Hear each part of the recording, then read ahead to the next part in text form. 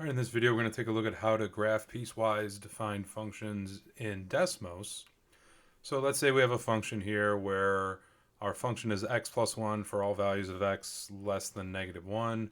It is x squared for all values of x between negative 1 and 1, and it is 1 minus x if we substitute a value in for x that's greater than 1.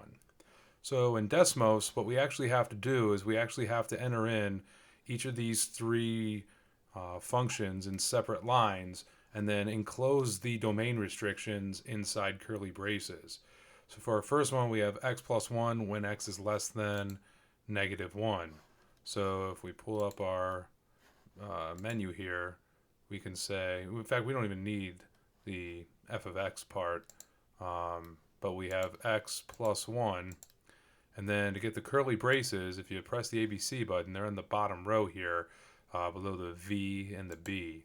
And then we can enter in x is less than negative 1. So notice it didn't graph the part of that function where the entire thing, it just graphed from negative 1 and all the values for like negative 2.92. Next we have x squared. And this time we're going to look at the values of x between negative 1 and so there we go. And then we have 1 minus x for values of x that are greater than 1. So we'll put in curly braces the values of x that are greater than 1. And here's our function. So we can evaluate it.